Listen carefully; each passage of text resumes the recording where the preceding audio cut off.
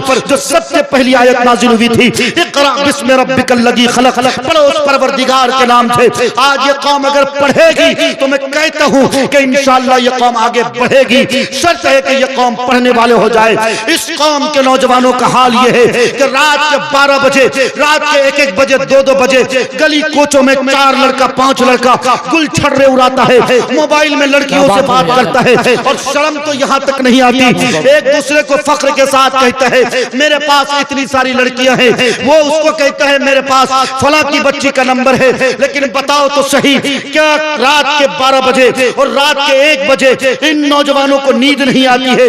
इन नौजवानों को आंखों की आवारगी करने से फुर्सत नहीं है? फिर ये नौजवान नस्ल क्यों कहती है कि मेरी बहन की इज्जत कोई लूटता है, मेरी माँ की इज्जत कोई लूटता है? फिर हम क्यों कहते हैं कि सिर्फ 2 साल की मुद्दत में 8 लाख मुस्लिम लड़कियों ने हिंदू धर्म को अपना लिया है? क्यों आरएसएस को बुरा कहते हो? याद रखो, आज तुम देवबंदियत में लड़ते हो, आज तुम बरेलवियत में लड़ते हो, आज तुम सलाफियत में लड़ते हो, आज तुम गैर मुकल्लदियत और पता नहीं कौन कौन से फिरके तुम्हारे दरमियान हैं। तुम कभी खानदानी कबाइल में लड़ते हो, तुम कभी शेख और सैयद के झगड़े में लड़ते हो, तुम कभी खान और पठान के झगड़े में लड़ते हो। हर कोई अपनी मुच्चे उताओं में लगाने के चक्कर में है। कोई अगर मुखिया है तो वो ये कहता नजर आता है मैं मुखिया हूँ, मैं गाँव का सरदार हूँ, मेरे बच्चे की जब बारात जाएगी तो 1 स्कॉर्पियो 2 स्कॉर्पियो नहीं बल्कि 50 स्कॉर्पियो से जाएगी। मेरी बिटिया की अगर शादी होगी तो बाकायदा तौर पर 5 स्टार होटल में दावत दी जाएगी, और 1 तरह के नहीं 2 तरह के नहीं 50 तरह के पकवान पकाए जाएंगे। कुछ तो इतने ढीठ किस्म के लोग हैं।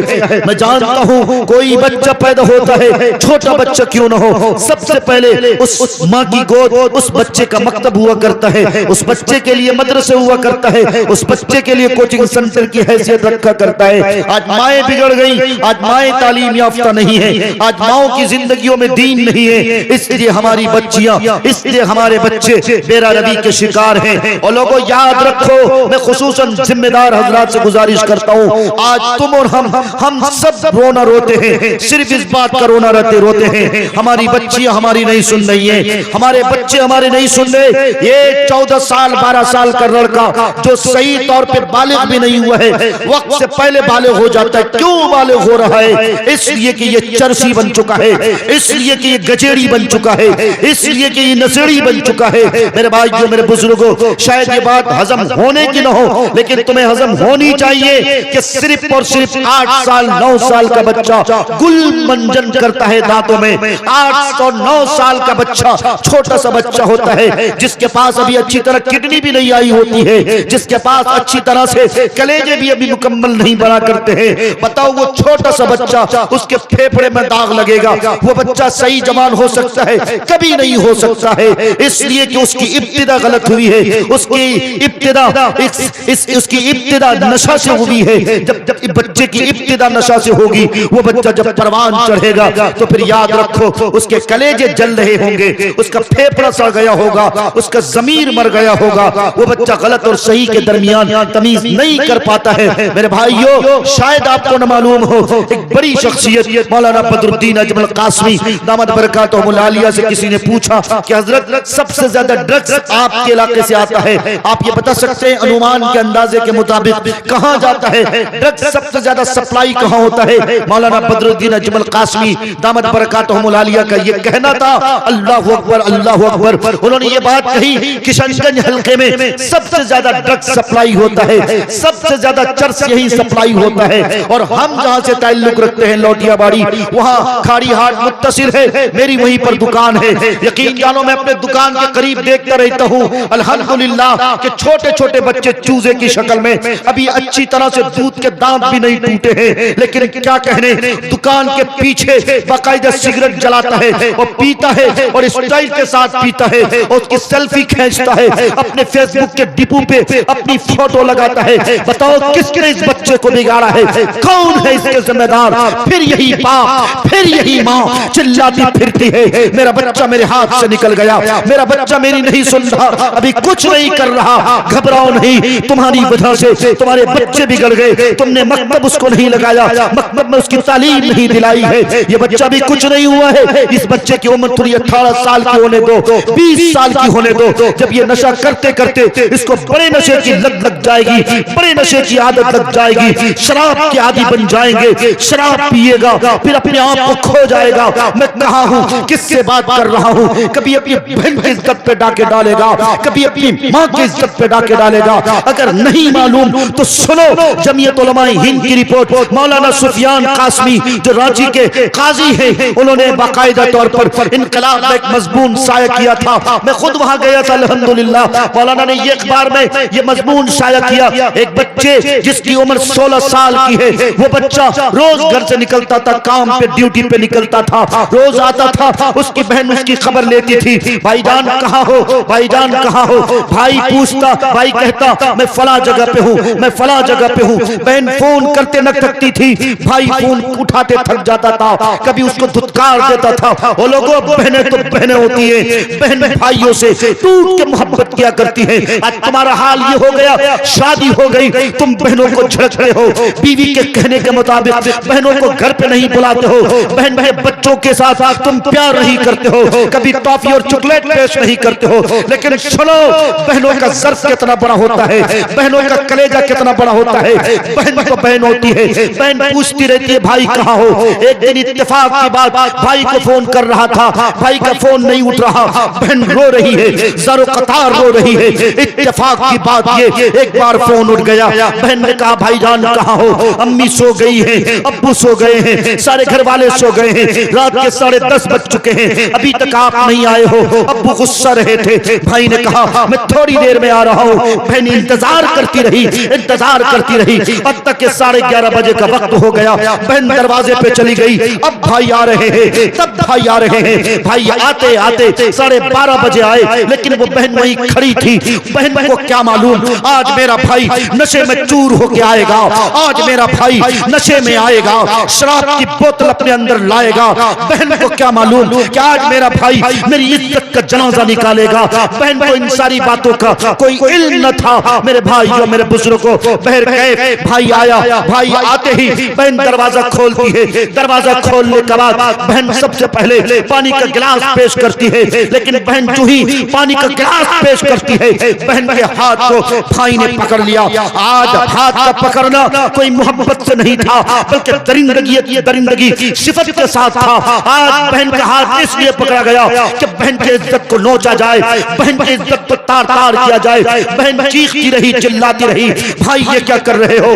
पहले दुपट्टे उजाड़े गए, फिर उसके बाद उसके शलवार उतारे गए, उसके साथ गलत किया गया। जब बहन ने जोर से चिल्लाया, माँ बचाने आई, लेकिन ये लड़का चूंकि नशे में चूर था, उस कम वक्त को ये भी नहीं मालूम कि मेरी वही बहन है। जब मैं देर से आता था, मेरी बहन दस्तरखान लगाती थी, रोटी गर्म करके लाती थी, सालन गर्म करके लाती थी। उस बहन की इज्जत को आज तार एक भाई कर रहा है। जब माँ बचाने आई है, ये कम वक्त का मारा भाई जो नशे की हालत में चूर चूर था, नशे के आलम में था, उसने ये भी नहीं देखा ये वही माँ है जिस माँ ने मुझे 9 महीने अपने पेट में रखा, करवट भी लेती थी तो हर वक्त मेरी फिक्र रहती थी। ये वही माँ है जिस माँ ने मुझे 2.5 साल की मुद्दत तक दूध पिलाया। वो दूध कैसा दूध था? जो फिल्टर की शक्ल में था। जब तक बच्चा दूध पीता है उसके पेट कम खराब होते हैं, खराब होने के चांसेस कम होते हैं। उस कम वक्त लड़के ने यह भी नहीं सोचा कि वही माँ है जिस माँ ने मुझे दूध पिलाया था। बुजुर्गों, साथियों, सुनोगे तो तुम्हारे कलेजे निकल आएंगे, पैरों तले जमीन खिसक जाएगी। आज ये नौजवान लड़के जो नशेड़ी और गजेड़ी है, जिसको माँ बाप की परवाह नहीं है, इसके जिम्मेदार तुम हो। मेरे बुजुर्गों, मेरे साथियों, बहन ने जो ही चिल्लाया, माँ आई और माँ की इज्जत के साथ उसने तार तार किया। पहले तो बहन की इज्जत का जनाजा निकाला, फिर अपनी माँ की इज्जत का जनाजा निकाला। बताओ मेरे भाइयों, मेरे बुजुर्गों, कौन है इसका जिम्मेदार? अगर उस बच्चे की सही तरबियत होती, इस्लामी माहौल में अगर उस बच्चे का परवान चढ़ता, तो आज वो बच्चा अपनी माँ की इज्जत पे डाके न डालता, अपनी बहन की इज्जत पे डाके न डालता। मालूम ये हुआ जिम्मेदार हम हैं, कसूर हमारा है।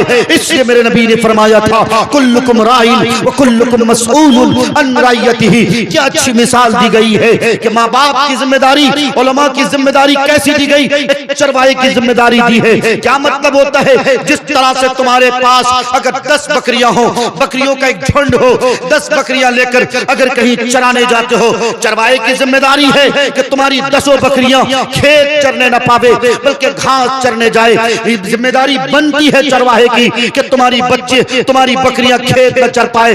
ऐसे ही अगर बाप हो तो तुम्हारी जिम्मेदारी है तुम्हारी बेटी क्या कर रही है, तुम्हारा बेटा क्या कर रहा है। ऐसा नहीं है कि तुमने पैदा कर दिया और 6 साल की उम्र नहीं हुई, 7 साल 8 साल की उम्र नहीं हुई, भेज दिया दलकोला, भेज दिया तुमने सुरजापुर, भेज दिया तुमने पूर्णिया मोड़, भेज दिया किशनगंज। पैसे के लालच के खुद खातिर तुम बच्चों को अपने होटल में बाकायदा तौर पर तुम प्लेट मांजने के लिए बच्चे को भेजते हो। इसलिए तुम्हारा बच्चा जब शुरू से ही 6 साल की उम्र, वो उम्र कैसी होती है, जिंदगियों की तस्वीर बदलने की उम्र हुआ करती है, जिंदगियों की तकदीर बदलने की उम्र हुआ करती है। ये वही उम्र हुआ करती है जिस उम्र में बच्चे को सही और गलत की तमीज करानी पड़ती है। लेकिन उस उम्र में बच्चे को तुमने होटल भेज दिया है जिस उम्र में बच्चे को तुम्हें मकतब भेजना चाहिए। फिर आप और हम क्या कहते हो, हमारा बच्चा मनीष हमारा नहीं सुन रहा। यकीन जानो, मैं परसों मौलाना उमरैन महफूज रहमानी साहब, एक बड़ी शख्सियत, अल्लाह वाली शख्सियत, हजरत कह रहे थे कि तलाक के केसेस इस वक्त जो सबसे ज्यादा आ रहे हैं उसके पीछे 2 बड़ी वजह सामने आई हैं। 2 बड़ी वजह सामने आई हैं। पहली वजह हजरत ने ये कही, पहली वजह ये कही है कि नशा बिल्कुल जवानों के साथ, जवानों की जिंदगियों का हिस्सा है। नशे के बगैर कोई जवान लड़का, हम लोगों को कभी कभी शर्म आ जाती है जब कहते हैं कि पान दीजिएगा, कुछ मत डालिएगा, सिर्फ एक लौंग डालिएगा। तो बाज दुकानदार तो ये कहता है कि हजरत औरतों वाला पान खाते हैं। मैं कहा क्या कहने साहब, अगर कोई भांग डाले, अगर कोई चर्स डाले, अगर कोई 300 पत्ती और फला पत्ती और ठेका पत्ती डाले, वो मर्द हो गया, और हम अपने पान में सिर्फ लौंग खाएं तो हम औरत हो गए। मुबारक हो तुम्हारी मर्दानगी तुम्हें, मुबारक हो तुम्हारी मर्दानगी तुम्हें। अगर तुम नशे को मर्दानगी कहते हो तो मैं कहता हूं खूब करो, लेकिन याद रखो इससे मर्दानगी नहीं बल्कि इससे नामर्दी आती है। मेरे नौजवान, नामर्दी आती है इससे। इसलिए मेरे भाइयों, मेरे बुजुर्गों, मैं आपको ये बता रहा हूं, बीमारियां अगर बहुत ज्यादा हो, फर्ज करो कि पेट में दर्द है, हाथ में दर्द है, सर में दर्द है, खांसी है, बुखार है, सर्दी है, जुकाम है, इतनी सारी बुखार, इतनी सारी बीमारियां हैं। किसी डॉक्टर के पास अगर आप जाओगे, बताओ वो आपको कौन सी दवाई देगा?